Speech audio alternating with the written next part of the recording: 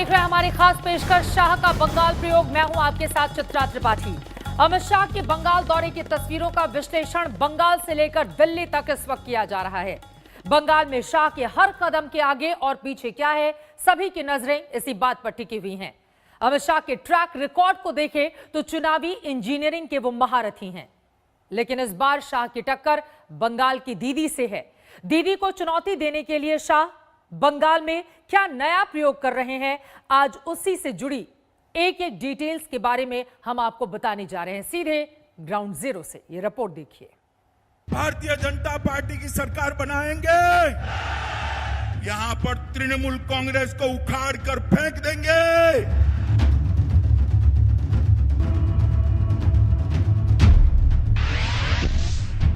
बंगाल में शह और मात की सियासी बिसात। टीएमसी में टूट, किसने डाली बड़ी फूट। मगर दीदी, ये तो शुरुआत है, चुनाव आते आते आप अकेली रह जाएगी। शाह का शक्ति प्रदर्शन, कौन जीतेगा इलेक्शन। और दीदी कान खोल कर सुन लो, इस बार 200 सीटों से ज्यादा सीटों के साथ भारतीय जनता पार्टी की सरकार बनने जा रही है। शाह ने खोले पत्ते, अब दीदी का दांव तैयार। हम बंगाल को सोनार बांग्ला बनाकर रहेंगे। शाह के बंगाल दौरे की इनसाइड स्टोरी। जय श्री राम। बंगाल के सियासी दंगल में ममता बनर्जी को पटखनी देना आसान नहीं है। ममता स्ट्रीट फाइटर हैं, जुझारू लीडर हैं, 10 सालों से बंगाल पर राज कर रही हैं। चुनावी रणनीति के मास्टर अमित शाह को पता है कि बंगाल में ममता दीदी का किला जीतना कितना मुश्किल है। ममता बनर्जी पर शाह ने पूरा होमवर्क किया है और अब उसी होमवर्क के बाद बंगाल की धरती पर सियासत का प्रयोग करने के लिए अमित शाह उतरे हुए हैं। जय श्री राम, जय श्री राम। भारत माता की वंदे वंदे। बंगाल की सियासत में इतिहास बन गई ये तस्वीरें।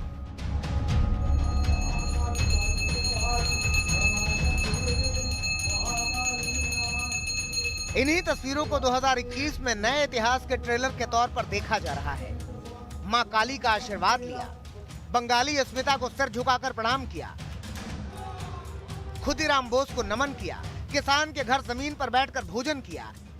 बंगाल में परिवर्तन का मुट्ठी भींचिए और कलकत्ता में ममता दीदी के कान तक और शक्ति प्रदर्शन करके चुनावी अभियान का शंखनाद कर दिया। माता की, भारत माता की। इन्हीं तस्वीरों में शाह बनाम दीदी की सियासी लड़ाई का रोड मैप देखा जा रहा है। 11 विधायक की एंट्री, एक सांसद की एंट्री, एक पूर्व सांसद की एंट्री। तो क्या बंगाल के सियासी पिक्चर का क्लाइमैक्स देश के सामने है, या फिर बंगाल की सियासी पिक्चर में अभी शाह और मात का खेल तो शुरू हुआ है? यानी आने वाले दिनों में नई नई खबरें सामने आती रहेंगी।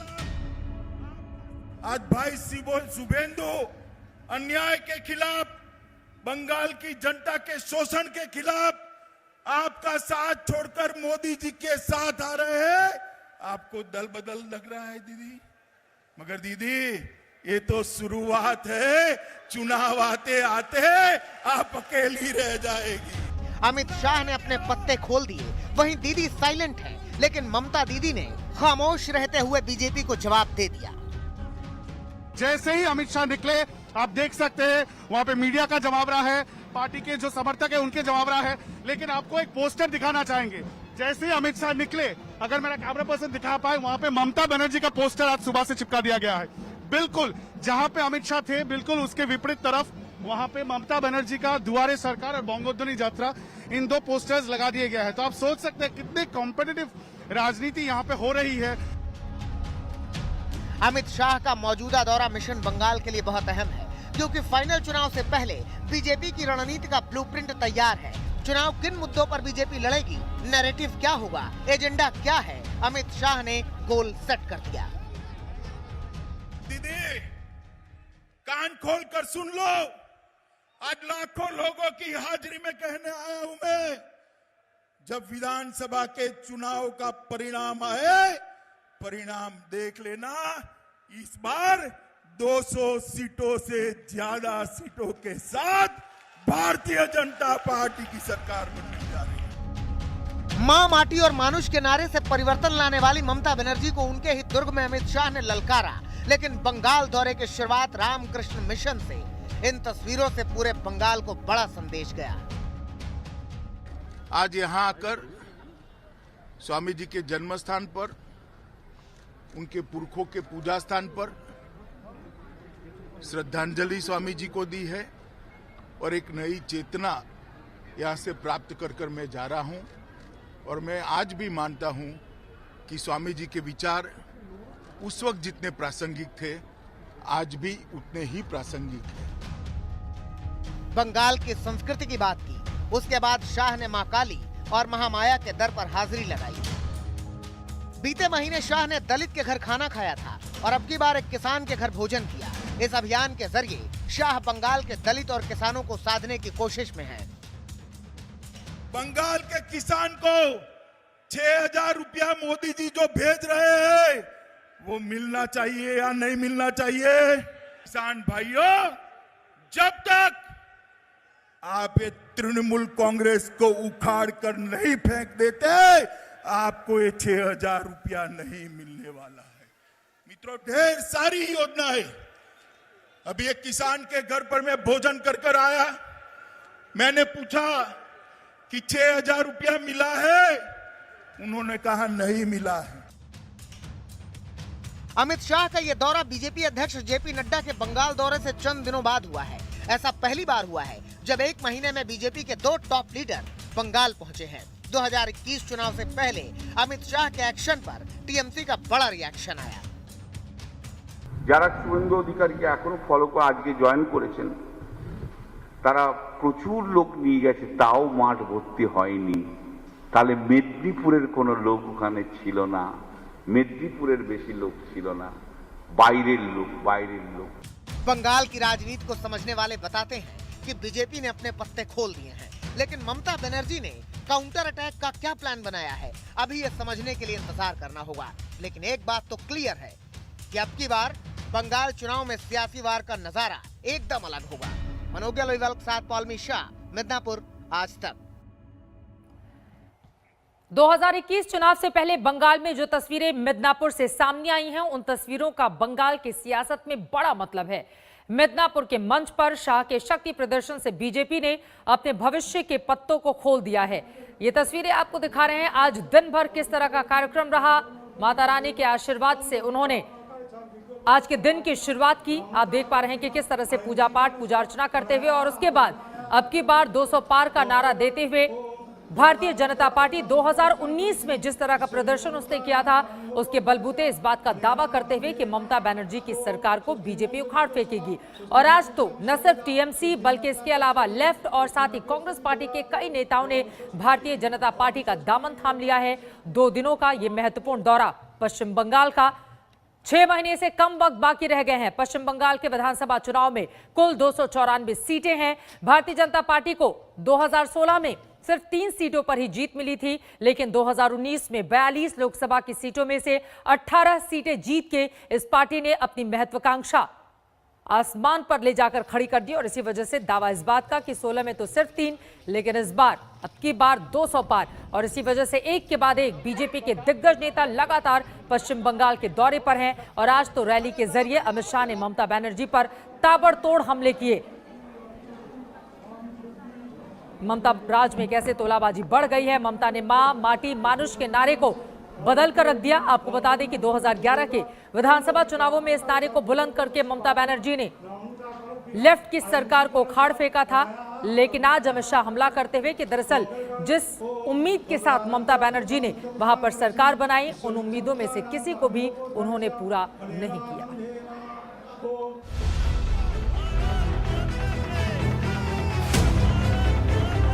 विजय के निश्चय की मुट्ठी बीचे और मेरे साथ बोलिए, भारत माता की, वंदे वंदे।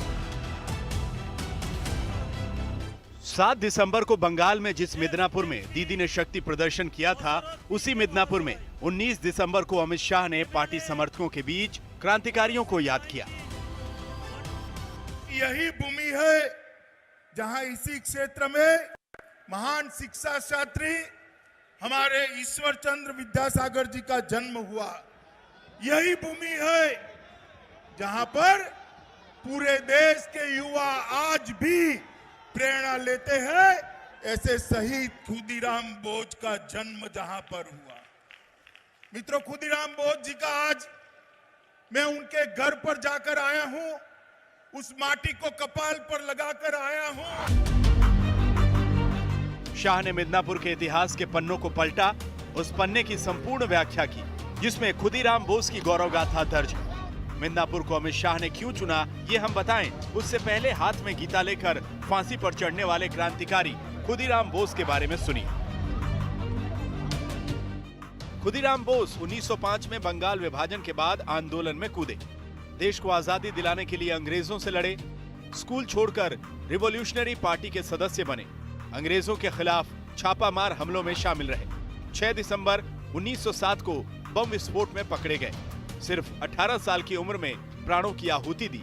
11 अगस्त 1908 में अंग्रेजों ने फांसी दी थी। देश के महान क्रांतिकारी खुदीराम बोस बंगाल के मिदनापुर के थे, तो महान शिक्षाविद ईश्वर चंद्र विद्यासागर भी। आपको याद होगा जब 2019 चुनाव से पहले ईश्वर चंद्र विद्यासागर की मूर्ति तोड़ने को लेकर खूब सियासत हुई थी। वो यही अब प्रचार कर रही है ना कि ना मोदी जी जानते हैं कि ईश्वर चंद्र विद्यासागर कौन है, ना अमित शाह जी जान रहे हैं। ये बंगाल के थे, बंगाल का कोई व्यक्ति तोड़ ही नहीं सकता है, बाहर के लोग लाए थे। मैं इतना ही कहना चाहती हूँ कि वो ईश्वर चंद्र विद्यासागर को नहीं जानती है, वरना कभी भी ओछी राजनीति के लिए ईश्वर चंद्र जी का पुतला तोड़ने की पाप वो न करती। अमित शाह ने बंगाल के मिदनापुर की धरती से चुनावी अभियान का शंखनाद करके ममता के उस आरोप का जवाब दिया है जिसमें वो बंगाली अस्मिता बनाम बाहरी की बात करती है। यहाँ ये भी याद रखना है कि मिदनापुर की भूमि से ही ममता ने 2007 में लेफ्ट के खिलाफ बड़ी सियासी लड़ाई लड़ी थी। 2007 में नंदीग्राम में भूमि अधिग्रहण के खिलाफ ममता के आंदोलन ने लेफ्ट की हुकूमत को उखाड़ फेंकने में मदद की। खुदीराम बोस के घर में गए परिवार के साथ, जैसे विवेकानंद जी के जो आवास स्थल, मतलब जहां उसका जन्म हुआ था कलकत्ता में, और वो भी नॉर्थ कलकत्ता में, जो नॉर्थ कलकत्ता में विद्यासागर का स्टैचू तोड़ा गया था, और वही नॉर्थ कलकत्ता है, और वो साउथ कलकत्ता मिला के 9 सीट में 1 सीट भी बीजेपी को लोकसभा में नहीं मिला था, क्योंकि वो समय में भी बंगाली अस्मिता का इशू आ गया था हिंदुत्व के खिलाफ। तो आज अमित शाह जी ने थोड़ा करेक्शन किया है अपने पुराना स्ट्रेटेजी, और ये जो वर्षन है वो ज्यादा ममता के पर्सनल अटैक नहीं किए। आज उसी जमीन से शाह ने ममता की हुकूमत को उखाड़ फेंकने की अपील बंगाल की जनता से की है। दीदी, कान खोल कर सुन लो, आज लाखों लोगों की हाजिरी में कहने आया हूं मैं, जब विधानसभा के चुनाव का परिणाम आए, परिणाम देख लेना, इस बार 200 सीटों से ज्यादा सीटों के साथ भारतीय जनता पार्टी की सरकार बनने जा रही है। नारा किसी भी पार्टी का हो बुरा नहीं होता, मगर आपने क्या करा, मां माटी मानुस के नारे को तोलबाजी, तुष्टीकरण और भतीजावाद में परिवर्तित कर दिया। ये 10 करोड़ बंगाली लोगों का भविष्य आपको नहीं दिखाई पड़ता है। आपकी नजर में अपना भतीजा है, कब इसको मुख्यमंत्री बना दे, कब इसको मुख्यमंत्री बना दे। मेरे साथ दोनों हाथ उठाइए, उठाइए दोनों हाथ। बंगाल में परिवर्तन का मुट्ठी भींचिए और कलकत्ता में ममता दीदी के कान तक पहुंचे ऐसे बड़े आवाज से बोलिए, भारत माता की, भारत माता की। मिदनापुर के सियासी मायने बड़े हैं, क्योंकि बंगाल अस्मिता हो या फिर बंगाल की संस्कृति, दोनों धाराएं इसी जमीन से जुड़ी हैं जहां से शाह ने ममता के खिलाफ हुंकार भरी। खुदीराम बोस के घर में गए परिवार के साथ, जैसे विवेकानंद जी के जो आवास स्थल, मतलब जहां उसका जन्म हुआ था कलकत्ता में, और वो भी नॉर्थ कलकत्ता में, जो नॉर्थ कलकत्ता में विद्यासागर का स्टैचू तोड़ा गया था, और वही नॉर्थ कलकत्ता है, और वो साउथ कलकत्ता मिला के 9 सीट में 1 सीट भी बीजेपी को लोकसभा में नहीं मिला था, क्योंकि वो समय में भी बंगाली अस्मिता का इशू आ गया था हिंदुत्व के खिलाफ। तो आज अमित शाह जी ने थोड़ा करेक्शन किया है अपना पुराना स्ट्रेटेजी, और ये जो वर्षन है वो ज्यादा ममता के पर्सनल अटैक नहीं किए। मिदनापुर की मिट्टी को चूमकर ममता ने सियासत के शिखर को छुआ। अब उसी मिदनापुर से बीजेपी ने सियासी दांव खेला है, लेकिन बीजेपी की किस्मत कितनी बदलेगी ये बंगाल की जनता तय करेगी। आज तक ब्यूरो। वैसे आपको यह भी बता दें कि बंगाल को जीतने के लिए अटल और आडवाणी जी ने पूरी कोशिश की, लेकिन कामयाबी नहीं मिली। 2014 में बंगाल जीतने के लिए बीजेपी ने नई रणनीति बनाई और प्लान की पटकथा अमित शाह ने लिखी। बहुत लोगों को लगता है कि 2019 में बीजेपी का उत्थान चमत्कारी है, लेकिन अगर आप अमित शाह के बंगाल प्लान की टाइमलाइन को देखें तो क्लियर पिक्चर समझ में आ जाएगी।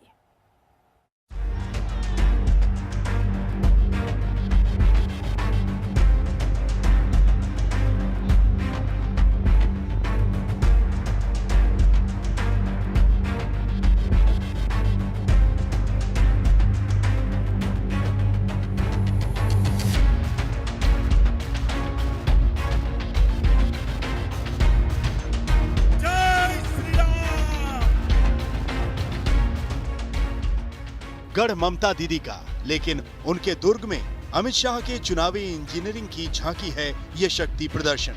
बंगाल के सियासी परिदृश्य में दीदी को बीजेपी बड़ी चुनौती देती नजर आ रही है, तो उसके पीछे दिमाग है अमित शाह का।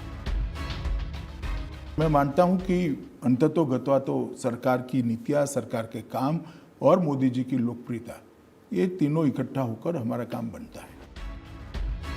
रणनीति अमित शाह की है, सियासत की बिसात पर चली जा रही हर चाल के पीछे अमित शाह है।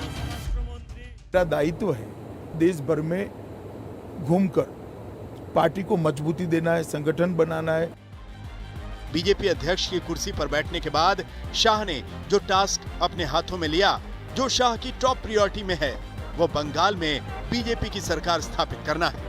ऐलान अमित शाह ने कई साल पहले कोलकाता की रैली में कर दिया था। पश्चिम बंगाल को देश की विकास की दौड़ में सबसे आगे ले जाना है तो शुरुआत कलकत्ता ने करनी पड़ेगी और पश्चिम बंगाल से तृणमूल कांग्रेस को उखाड़ कर फेंक देना पड़ेगा।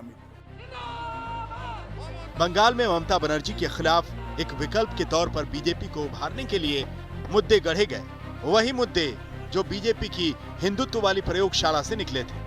बंगाल में बीजेपी का उत्थान कोई संयोग नहीं, बल्कि सोचा समझा प्रयोग है। बंगाल की गरिमा को, बंगाल की संस्कृति को ममता बनर्जी ने छिन्न भिन्न कर रखा है। मैं तो समझ नहीं सकता बंगाल के अंदर दुर्गा पूजा करने के लिए किसी को हाईकोर्ट के दरवाजे खटखटाने पड़ेंगे। वसंत पंचमी के दिन सरस्वती पूजा करने के लिए हमला होगा क्या? कोई बच्चों को हमें बंगाली में पढ़ना है, उर्दू नहीं चाहते हैं, इसके लिए गोली खानी पड़ेगी क्या? किस प्रकार का बंगाल बन और किस बंगाली अस्मिता की बात करती है? चाहे मालदा के दंगे हो या फिर बशीरहाट की सांप्रदायिक हिंसा, बीजेपी ने ममता के ऊपर तुष्टीकरण के आरोप लगाते हुए सियासत की नई जमीन बंगाल में तैयार की। ममता ने मां, माटी और मानुष का नारा दिया था। तीनों चीजें फेल हो गई है। आज पूरा बंगाल घुसपैठियों के कब्जे दे दिया है। शाह ने बंगाल प्लान की स्क्रिप्ट 2014 में लिख दी थी और उसके हर अध्याय में पहले बीजेपी को विकल्प के तौर पर स्थापित करना था, फिर विकल्प से विपक्ष की भूमिका में आना था और आखिर में बंगाल में परिवर्तन लाना। अपनी इसी रणनीति के हिसाब से अमित शाह ने बंगाल में बीजेपी के विस्तार की संपूर्ण पटकथा लिखी। अमित जी, सार्वजनिक तौर पर सब स्वीकारें या न स्वीकारें, लेकिन आपका स्टाइल ऑफ मैनेजमेंट जो है उसका अध्ययन बहुत बारीक तरीके से होता है। ये माइक्रो मैनेजमेंट कैसे करते हैं? ये देखिए, एक टोली बनी है 14 के बाद जो चुनाव को ध्यान से देखती है, फील्ड पर चुनाव के 6 महीने 8 महीने पहले से काम करती है, मुद्दे निकालती है, जनता की भावनाओं को समझती है, हमारे चुनाव घोषणा पत्र को इस भावनाओं के अनुरूप ढालने का काम करती है और हम जनता की समस्या को एड्रेस करते हैं, चुनने के बाद भी एड्रेस करते हैं। बंगाल में शाह ने सधे हुए अंदाज में एक एक कदम दीदी को घेरने के लिए बढ़ाए। नंबर 1, मिशन बंगाल की कमान संभाली। नंबर 2, नॉन स्टॉप बंगाल पर काम किया। नंबर 3, विजयवर्गीय को बंगाल भेजना। नंबर 4, ममता पर निजी हमले नहीं करना। नंबर 5, तुष्टीकरण और वंशवाद का एजेंडा। नंबर 6, बंगाली अस्मिता से बीजेपी को जोड़ना। नंबर 7, बीजेपी को बूथ लेवल तक पहुंचाना। नंबर 8, दलित हिंदुओं को नागरिकता दिलाना। अमित शाह की रणनीति काम आई। 2014 के परिणाम पक्ष में नहीं आए तो हताश होने के बजाय और पसीना बहाया। 2019 में शाह की मेहनत रंग लाई।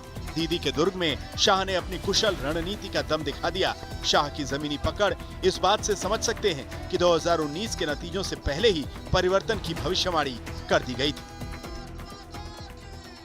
जहाँ तक पश्चिम बंगाल का सवाल है, मैं आपको अभी से आंकड़ा बता देता हूँ, आप आंकड़ा पूछते थे। 2019 में हम 22 से ज्यादा सीटें जीतेंगे पश्चिम बंगाल में। मैं अभी से आपको आंकड़ा बता देता हूँ, टोटल तो नहीं बताया मगर बंगाल का बता देता हूँ, वहाँ स्थितियाँ स्पष्ट है। तो 2014 से तैयारी शुरू हो गई थी जी। शाह ने बड़े लेवल पर चुनावी अभियान शुरू किया जो 2014 के बाद से लगातार चल रहा है। बंगाल की राजनीति को लेकर शाह के कॉन्फिडेंस को समझना है तो आप आज तक को दिए एक पुराने इंटरव्यू को बहुत गौर से सुनिए। देखिए, यहाँ पर पहले कम्युनिस्ट और बाद में टीएमसी, इन्होंने हिंसा की राजनीति को बंगाल की संस्कृति पर थोपने का काम किया है। यही हमारा संघर्ष का मुद्दा है। एक बंगाल, एक जमाने में यहाँ रविंद्र संगीत की गूंज सुनाई पड़ती थी, यहाँ पर चैतन्य महाप्रभु के कीर्तन सुनाई पड़ते थे, यहाँ बंगाली चिंतक, वैज्ञानिक, संगीतकार, साहित्यकार पूरे देश का मार्गदर्शन करते थे। वहाँ पर बम धमाके, गोलियां और हिंसा की राजनीति चल रही है। 2014 से लेकर अब तक करीब 2 दर्जन से ज्यादा बार शाह ने बंगाल का दौरा किया। बंगाल में संगठन को नए सिरे से खड़ा किया। आज बंगाल से आ रही ये तस्वीरें अमित शाह की 6 सालों की तपस्या का परिणाम है। लेकिन शाह की तपस्या का फल 2021 में कितना मिलेगा ये भविष्य तय करेगा। आज तक ब्यूरो। अमित शाह 2 दिन के पश्चिम बंगाल के दौरे पर हैं। आज मिदनापुर की रैली में शाह ममता बनर्जी पर जमकर बरसे। वहीं आज बीजेपी में 10 अलग अलग पार्टियों के बागी नेता शामिल हो गए। क्या है अमित शाह की पश्चिम बंगाल की रणनीति, उनसे खास बातचीत की है मेरी सहयोगी पॉलिमी शाह ने। गृह मंत्री इस वक्त पश्चिम बंगाल में हैं। इलेक्शंस को अभी भी 4 या 5 महीने बाकी हैं, पर जो घमासान है यहाँ का वो शुरू हो चुका है। क्या आपको परिवर्तन का दौर नजर आ रहा है सर? बिल्कुल, यहाँ पर परिवर्तन होने जा रहा है और प्रचंड बहुमत से भारतीय जनता पार्टी जीतेगी। मैं पहले भी बंगाल आया, 1-1.5 महीने पहले, आज भी आया हूँ। सुबह से जब से मैं निकला हूँ मैंने जनता को रोड पर देखा है। आज ये मेदिनीपुर के अंदर भी रास्ते में पूरा रोड शो हो, इस तरह का स्वागत मेदिनीपुरी जनता ने हमारे कार्यकर्ताओं का करा। छो नृत्य करते हैं, फूल फेंकते हैं और ये स्वयंभू भीड़ है। मुझे पूरा विश्वास है कि हम यहाँ पूर्ण बहुमत से भारतीय जनता पार्टी की सरकार बनाने जा रहे हैं। बंगाल के ही विषय पर अगर आपसे बात करें तो ममता बनर्जी का कहना है कि यहाँ पर जो है भाजपा एक इनसाइडर आउटसाइडर कॉन्टेस्ट बनाने की कोशिश कर रही है। जब अमित शाह जाते हैं खुदीराम बोस के पास अपना ट्रिब्यूट देने के लिए या स्वामी विवेकानंद के पास अपना ट्रिब्यूट देने के लिए, वो एक नैरेटिव सेट करने की कोशिश कर रहे हैं कि हम भी ये हैं तो आउटसाइडर्स। नहीं, अमित शाह को यहाँ चुनाव नहीं लड़ना है ना। ममता जी के खिलाफ चुनाव तो मेरा बंगाल का कार्यकर्ता लड़ेगा, बंगाल के कार्यकर्ता लड़ेंगे और भारतीय जनता पार्टी का मुख्यमंत्री भी बंगाल का इसी मिट्टी का मानुस होगा। कौन होगा सर? जो भी होगा, मगर मैं तो यहाँ प्रचार करने के लिए आया हूँ और मैं बंगाल की जनता से बातचीत नहीं कर सकता क्या? हमारी राजनीति इतनी संकीर्ण हो जाएगी? ये तो बंगाल का संस्कार नहीं है। ये रविन्द्रनाथ ठाकुर की भूमि है जो पूरे विश्व को अपना घर मानती है। इतनी संकीर्ण राजनीति कभी भी ये भाषा बंगाल में पहले नहीं बोली गई। फिर भी मैं स्पष्ट करना चाहता हूं, ममता जी आप चिंता मत करिए, आपके खिलाफ बंगाल के ही भारतीय जनता पार्टी के कार्यकर्ता लड़ेंगे, वो ही आपको हराएंगे और अगला मुख्यमंत्री भी भारतीय जनता पार्टी का बंगाल की ही मिट्टी से मिलेगा। एक भाजपा के लिए लक्ष्य क्या होगा बंगाल में? हमने तो रखा ही है 200 पार और पूर्ण बहुमत के साथ, बड़े बहुमत के साथ हम यहाँ पर सरकार बनाने जा रहे हैं। सर, ममता बनर्जी का कहना है कि जब आप डीजीपी, सीएस इनको समन करते हैं या फिर सेंट्रल डेप्यूटेशन करवा देते हैं 3 आईपीएस ऑफिसर्स का, क्योंकि वो उस वक्त मौजूद थे जब राष्ट्रीय अध्यक्ष पर उनके कॉन्वॉय पर हमला हुआ, तो आप फेडरल स्ट्रक्चर के यू गोइंग अगेंस्ट इट, आप अनकॉन्स्टिट्यूशनल बिहेव कर रहे हैं। मैं इतना ही पूछना चाहता हूं ममता दीदी को, उन पर किसी भाजपा शासित राज्य पे हमला हुआ तो वो क्या करती? लॉ एंड ऑर्डर स्टेट की जिम्मेदारी है, हमने कोई एंक्रोचमेंट नहीं किया है। भारतीय जनता पार्टी की केंद्र की सरकार संवैधानिक दायरे में ही अपना काम कर रही है। मगर कोई राज्य में ऐसा कैसे हो सकता है कि राष्ट्रीय पार्टी के अध्यक्ष और पार्टी इन पावर के अध्यक्ष जब दौरे पे हो आप उसकी सुरक्षा सुनिश्चित न करो? क्या आप इससे भय फैलाना चाहती हैं? मैं इतना ही कहना चाहता हूं, भारतीय जनता पार्टी के कार्यकर्ता डरेंगे नहीं। 300 से ज्यादा कार्यकर्ता हमारे मारे गए हैं। पर लॉ एंड ऑर्डर की सिचुएशन पर आपको क्या कहना है सर, बतौर गृह मंत्री? देखिए, मैं एक भाजपा कार्यकर्ता के नाते इतना ही पूछना चाहता हूं ममता दीदी को कि देश में कोई ऐसा राज्य नहीं है जहां 1.5 साल के अंदर 300 से ज्यादा कार्यकर्ताओं की हत्या हुई। और हर हत्या में क्या हुआ इसका एक व्हाइट पेपर वो बंगाल की जनता के सामने रखे। कितनों में अरेस्ट हुई, कितने में चालान फाइल किए गए, कितनों को सजा दिलाई गई। तो बंगाल की जनता को सारी चीजें मालूम पड़ जाएगी और परिणाम आएगा तब ममता दीदी को भी मालूम पड़ जाएगी कि बंगाल की जनता हिंसा पसंद नहीं करती। ममता दीदी, तृणमूल की तरफ से कहा जा रहा है कि ममता दीदी शायद जनवरी महीने से 600 रैलियां कर दे, पूरी तरह से सड़क पर उतर जाएगी, जो कि उनका यूएसपी रहा है इससे पहले भी। तो भाजपा इसे किस तरह से देखती है? नहीं, अच्छी बात है, हम तो स्वागत करते हैं। सभी दलों ने अपना विचार चुनाव में जनता के सामने रखना चाहिए, हम भी हमारा विचार रखेंगे। वो भी इतना है कि हमारी रैली होने दे बस।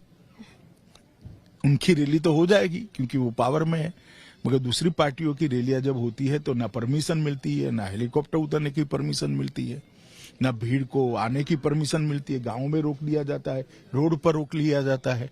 तो ममता दीदी अपनी रैली करे मगर दूसरों को भी करने दें। एक ममता दीदी और इस लोकेशन को जोड़ते हुए सवाल है सर कि आप एक किसान के घर में भोजन कर रहे थे इस वक्त। ममता दीदी जो पावर में आई 2011 में, एक किसानों की नेत्री के तौर पर आई, नंदीग्राम और शिंगूर के बलबूते पर आई, तो आप लगता है वो इमेज, वो परसेप्शन आप ब्रेक कर पाएंगे? देखिए, यहाँ पर प्रधानमंत्री आवास योजना का घर तो दिखाई पड़ता है, मगर प्रधानमंत्री ने भेजा हुआ 6,000 रुपया इनको नहीं मिलता है क्योंकि ममता दीदी रोककर बैठ गई। उनको भय है 6,000 रुपया इनको घर पहुंच गया तो मोदी जी की लोकप्रियता बढ़ जाएगी।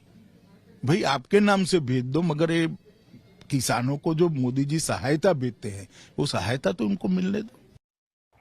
शुभेंदु, इस नाम का अर्थ होता है शुभ चंद्रमा। तो क्या पश्चिम बंगाल में बीजेपी के लिए चुनावी चांदनी का शुभ चंद्रमा अब शुभेंदु अधिकारी बन पाएंगे?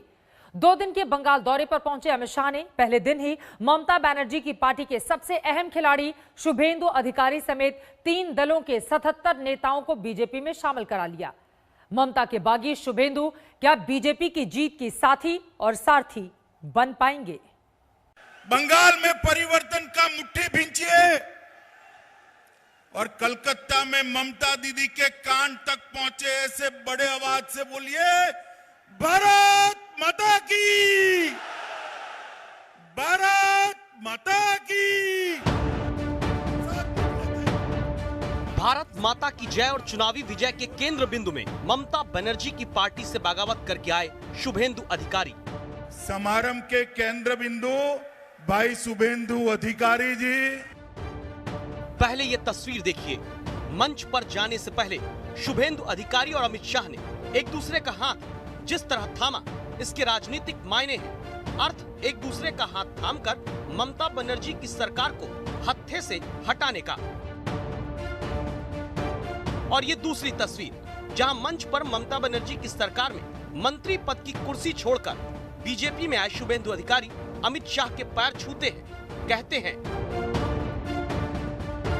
যশস্বী প্রধানমন্ত্রী নরেন্দ্র দামোদর দাস মোদী जिंदाबाद, আমার বড় ভাই দাদা माननीय अमित शाह जी जिंदाबाद। क्या वाकई देश की सबसे बड़ी पार्टी बीजेपी के लिए पश्चिम बंगाल में ममता बनर्जी का साथ छोड़कर आए शुभेंदु इतने जरूरी हैं कि दौरे के पहले ही दिन रैली में प्रमुखता से अमित शाह शुभेंदु का ही नाम लेते हैं। आज भाई शुभेंदु अन्याय के खिलाफ, बंगाल की जनता के शोषण के खिलाफ आपका साथ छोड़कर मोदी जी के साथ आ रहे हैं। आपको दल बदल लग रहा है दीदी, मगर दीदी ये तो शुरुआत है, चुनाव आते आते आप अकेली रह जाएगी। शुभेंदु अधिकारी के भरोसे विजय की माला बीजेपी बंगाल में पहनने की चाहत रखना चाहती है, इसलिए शुभेंदु और गृह मंत्री अमित शाह दोनों एक ही जगह एक साथ निशाना लगाते हैं। तोलाबाज भाई को हटाओ, तोलाबाज भाई को हटाओ, तोलाबाज भाई को हटाओ। ये जो लोग आ रहे हैं वो मां माटी मानुष के नारे के साथ निकले थे। नारा किसी भी पार्टी का हो बुरा नहीं होता, मगर आपने क्या करा, मां माटी मानुष के नारे को तोलबाजी, तुष्टीकरण और भतीजावाद में परिवर्तित कर दिया। ये 10 करोड़ बंगाली लोगों का भविष्य आपको नहीं दिखाई पड़ता है, ये करोड़ों युवाओं का भविष्य आपको नहीं दिखाई पड़ता है। आपकी नजर में अपना भतीजा है, कब इसको मुख्यमंत्री बना दे, कब इसको मुख्यमंत्री बना दे। इस जुगलबंदी का अब सीधा सा मतलब यह है कि जनता के सामने ममता का भतीजावाद मुद्दा होगा। शब्द बीजेपी के होंगे, बोल शुभेंदु अधिकारी के। যদি মা কাউকে বলতে হয় ভারত মাতাকে মা বলবো, অন্য কাউকে মা বলতে পারবো না। আমার বড় ভাই দাদা माननीय अमित शाह जी जिंदाबाद। 2007 में नंदीग्राम आंदोलन से ममता बनर्जी ने लेफ्ट का किला ढहाना शुरू किया। शुभेंदु अधिकारी ही ममता के लिए नंदीग्राम आंदोलन के शिल्पकार रहे। ममता सरकार में परिवहन और सिंचाई मंत्री रहे, लेकिन शुभेंदु की ताकत सिर्फ इतनी नहीं है। शुभेंदु अधिकारी पूर्व मिदनापुर के एक महत्वपूर्ण और राजनीतिक तौर पर प्रभावशाली परिवार से आते हैं। शुभेंदु के पिता शिशिर अधिकारी 1982 में दक्षिण काथी से कांग्रेस के विधायक बने थे। उसके बाद तृणमूल कांग्रेस के बनने में भी उनका उतना ही बड़ा योगदान था। 10 साल पहले शुभेंदु का नंदीग्राम आंदोलन हो या फिर इस इलाके में पार्टी को मजबूत करने की कवायद, हर संभव स्तर पर शुभेंदु हमेशा खरे उतरे हैं और पार्टी के साथ खड़े रहे हैं। हालांकि शुभेंदु के सांसद पिता शिशिर अधिकारी और सांसद भाई दिव्येंदु अब भी ममता बनर्जी के ही साथ खड़े हैं। ऐसे में अगली रिपोर्ट में आपको ये जानना जरूरी हो जाता है कि सिर्फ अपने दम पर शुभेंदु बीजेपी के लिए कितना और कैसे शुभ हो पाएंगे। मिदनापुर से मनोज्ञा लोईवाल के साथ आज तक ब्यूरो। सोशल मीडिया में लोग कह रहे हैं कि पश्चिम बंगाल में चुनाव से पहले ही बीजेपी 9 सीटों से आगे चल रही है, क्योंकि 9 विधायक आज टीएमसी कांग्रेस लेफ्ट के बीजेपी में शामिल हो गए। पश्चिम बंगाल में 294 सीटें हैं। अमित शाह कह रहे हैं कि 200 से ज्यादा सीटें इस बार बीजेपी जीतेगी। क्या 200 सीटों का आंकड़ा भी शुभेंदु अधिकारी और दूसरे बागी नेताओं के भरोसे छू सकेगी BJP?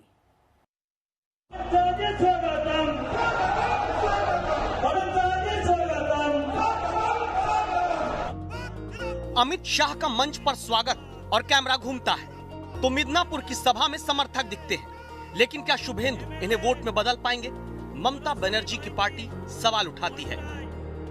And when Amit Shah has started, 3 or 4 sentences said, people were leaving the place, and Amit Shah was compelled to say that jara suno bhaiya, that less than even his appeal did not accepted by the people had left the place. मैदान खाली था या भरा? इससे बड़ा सवाल मैदान बंगाल में किसका होगा, क्योंकि अमित शाह जब चुनावी चैलेंज में एक टारगेट सेट कर दे तो दिलचस्पी बढ़ जाती है। कुछ बड़बोले नेताओं ने कहा तृणमूल को कोई हरा नहीं सकता। मैं उनको याद कराना चाहता हूं कि संसद के चुनाव के अंदर आप कहते थे बीजेपी का खाता नहीं खुलेगा। हमारे दिलीप घोष की अध्यक्षता में मोदी जी के नेतृत्व में 18 से ज्यादा सीटें बंगाल की जनता ने दी। और दीदी कान खोल कर सुन लो, आज लाखों लोगों की हाजिरी में कहने आया हूं मैं, जब विधानसभा के चुनाव का परिणाम आए, परिणाम देख लेना, इस बार 200 सीटों से ज्यादा सीटों के साथ भारतीय जनता पार्टी की सरकार बनने जा रही है। 2016 विधानसभा चुनावों में बीजेपी को पश्चिम बंगाल में सिर्फ 3 सीट मिली। 2021 में वही सीटें बढ़कर 200 के पार कैसे होंगी? क्या शुभेंदु अधिकारी 200 पार पहुंचाने में एक फैक्टर होंगे? शुभेंदु अधिकारी क्यों बीजेपी के लिए जीत का इक्का साबित हो सकते हैं, इसकी कहानी और सच्चाई दरअसल वोट शेयर में छुपी है। लगातार बढ़ रहे बीजेपी के वोट बैंक और वहीं दूसरी ओर टीएमसी के घटते वोट शेयर की कहानी है ये। दरअसल 2019 में टीएमसी की बढ़त मात्र 3% थी, जबकि 2019 के पहले 2016 के विधानसभा चुनाव में तृणमूल कांग्रेस को 35% से ज्यादा वोट की बढ़त हासिल हुई थी। और इसी पर बीजेपी जानती है कि जितना संभव फायदा हो 2021 में हो सकता है। ये बात सच है कि बीजेपी बंगाल में अपनी चुनावी खाट अब सत्ता की कुर्सी पाने के लिए बिछा चुकी है। जमीन पर बड़ी और लंबी मेहनत बंगाल में संगठन के तौर पर की गई। नतीजा ये, 2014 के लोकसभा चुनाव में बीजेपी को मात्र 28 विधानसभा क्षेत्रों में बढ़त मिली थी, लेकिन 2019 लोकसभा चुनाव में बीजेपी ने बंगाल की 128 असेंबली सीट पर बढ़त हासिल की, जबकि पिछले साल लोकसभा चुनाव में टीएमसी केवल 158 विधानसभा पर ही आगे रही। तो क्या अब बस बंगाल विजय का स्वाद चखना बाकी रह गया, जिसकी थाली शुभेंदु अधिकारी के प्रभाव वाले क्षेत्र में सजी है? शुभेंदु की लोकप्रियता और चुनावी संगठन संभालने की ताकत गजब की है। ये उन्हीं की शक्ति थी कि जंगल महल और पूर्व मिदनापुर के इलाके में उन्होंने लगातार बतौर नेता अपनी पहचान बनाई है। जनता के बीच में रहकर जनता के साथ रहना और जनता की ही बात करना उनकी ताकत रही है। और यही ताकत का सीधा फायदा सन 2016 के विधानसभा चुनाव में ममता बनर्जी को मिला था, जब 49 में से 36 सीटों पे सीधा तृणमूल कांग्रेस जीती थी। ममता बनर्जी की पार्टी तो चुनौती देती है कि शुभेंदु में हिम्मत है तो अब नंदीग्राम से ही लड़कर दिखा ले, लेकिन सच तो ये भी है कि ममता की पार्टी ने ही शुभेंदु को जंगल महल, पुरुलिया, बांकुड़ा जैसे जिलों में प्रभारी बनाया। झाड़ग्राम, बीरभूम, मुर्शिदाबाद समेत कई जिलों में प्रभाव बढ़ाया। क्या अब यही प्रभाव शुभेंदु अधिकारी समेत दूसरे दलों से आते नेता बीजेपी के लिए वोट के रूप में बढ़ाएंगे?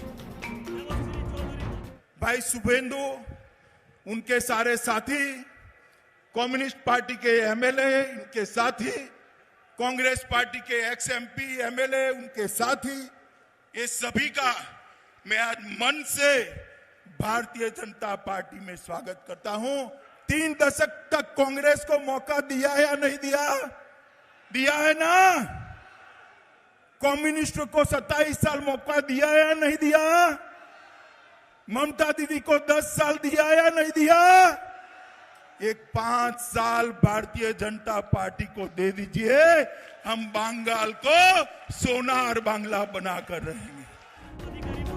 बीजेपी में दूसरे दलों से नेताओं के चुनावी प्रवेश का सबूत यह है कि 1 सांसद, 9 विधायक, 1 राज्य मंत्री, 15 काउंसलर, 45 चेयरमैन, 2 जिला पंचायत अध्यक्ष टीएमसी कांग्रेस लेफ्ट छोड़कर बीजेपी में शामिल हुए। मुझे बताओ भाइयों बहनों, बंगाल के अंदर परिवर्तन करना है या नहीं करना है? जोर से बोलो दीदी, तक आवाज जानी चाहिए। परिवर्तन करना है या नहीं करना है? दीदी सुन लीजिए आवाज, बंगाल की जनता की आवाज है। हालत ये कि पश्चिम बंगाल में टीएमसी के जिन विधायकों के बीजेपी में जाने का अंदेशा भी पैदा हो रहा है, वहां दूसरे नेता तुरंत पार्टी दफ्तर से उनकी फोटो और सामान समेटने में जुट जाते हैं। मिदनापुर की जनसभा में गृह मंत्री अमित शाह की उपस्थिति में करीब 77 नेताओं ने बीजेपी का झंडा थामा और उसके साथ साथ ये कई दलों से भी थे। कोई मंत्री, कोई सांसद, कोई विधायक, कोई पंचायत प्रधान या फिर काउंसलर भी है। एक बात तो साफ है कि जहां एक और विभिन्न दलों का रुझान इस समय बीजेपी की तरफ बढ़ रहा है, उससे बीजेपी को फायदा होना निश्चित है। लेकिन ये भी सच्चाई है कि चुनाव उधार के नेताओं से नहीं जीता जाता है, उसके लिए जमीनी स्तर पर मुद्दे ही कैश कराने पड़ते हैं। कैमरा पर्सन तापस बेरी और शेख शाहजहां अली के साथ मनोज्ञा लोहीवाल, मिदनापुर। आज पश्चिम बंगाल को लेकर बहुत सारे ऐसे सवाल हैं जिनका जवाब मिलना अभी बाकी है, लेकिन 6 महीने से कम का वक्त रह गया है बंगाल के चुनाव में, लेकिन सियासी शोर अभी से वहां पर जोर शोर से सुनी जा सकती है। हमारी इस पेशकश में अभी के लिए बस इतना ही। देश और दुनिया की बाकी खबरों के लिए आप देखते रहिए आज तक।